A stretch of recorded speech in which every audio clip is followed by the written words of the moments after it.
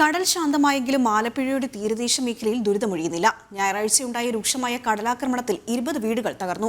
പുലിമുട്ട് നിർമ്മാണത്തിന്റെ പേരിൽ കല്ലിറക്കിയതല്ലാതെ യാതൊന്നും തീരദേശവാസികൾക്കായി സർക്കാർ ചെയ്തില്ലെന്ന് നാട്ടുകാർ പറയുന്നു. ഞായറാഴ്ചയിലുണ്ടായ കടലാക്രമണത്തിലും കടലേറ്റത്തിലും ആലപ്പുഴയിലെ തീരമേഖലയിൽ കനത്ത നാശനഷ്ടമാണുണ്ടായത്. പുറക്കാട് പഞ്ചായത്തിലെ തീരമേഖലയിലെ 20 വീടുകൾ തകർന്നു. പെട്ടെന്നുണ്ടായ ശക്തമായ തിരയിൽ കല്ലിലിടിച്ച് 4 വള്ളങ്ങൾ തകർന്നു. ഒരു വള്ളം ഒഴുകിപ്പോയി.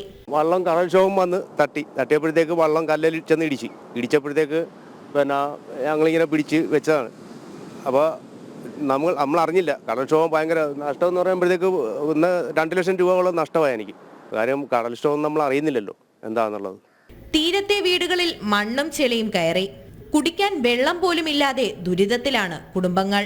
പൈപ്പ് വെള്ളമില്ല, കുടിക്കാൻ വെള്ളമില്ല. ഞങ്ങൾ കാശ് കൊടുത്ത് വെള്ളം മേടിച്ചാണ് വീട്ടിലെ കാര്യം കഴിയുന്നത്. ഞങ്ങൾ എന്ത് ചെയ്യും? ഞങ്ങൾ എങ്ങനെ ജീവിക്കും? ഞങ്ങൾ മത്സ്യത്തൊഴിലാളി തീരദേശത്ത് കിടക്കുന്നവരെങ്ങനെ ജീവിക്കും? ഞങ്ങളെ കൊണ്ട് പറ്റുന്നില്ല. അതുകൊണ്ട് ഞങ്ങൾ ഞങ്ങളൊരു ഒത്തൊരുമയായിട്ട് ഞങ്ങൾ നിൽക്കും, ഒറ്റ കൈയായിട്ട് നിൽക്കും. ഞങ്ങളത് ചെയ്യത്തില്ല.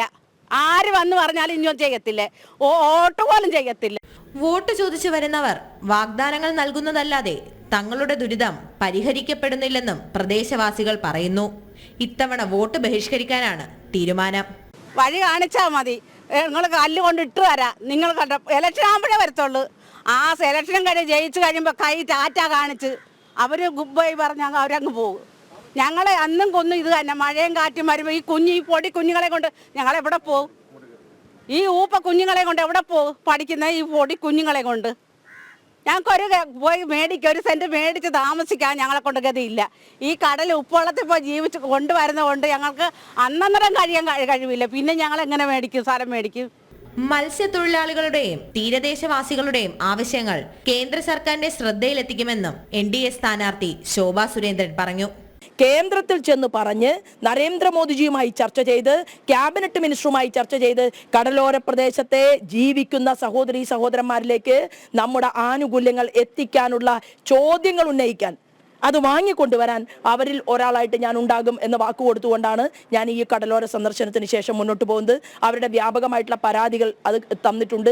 ആ പരാതികളെല്ലാം തന്നെ ഹിന്ദിയിലോ ഇംഗ്ലീഷിലോ ഡ്രാഫ്റ്റ് ചെയ്തതിന് ശേഷം അത് അടിയന്തരമായി കേന്ദ്രത്തിന്റെ ഈ കാര്യങ്ങൾ നോക്കുന്ന വകുപ്പിലേക്ക് അയക്കുന്നുണ്ട്.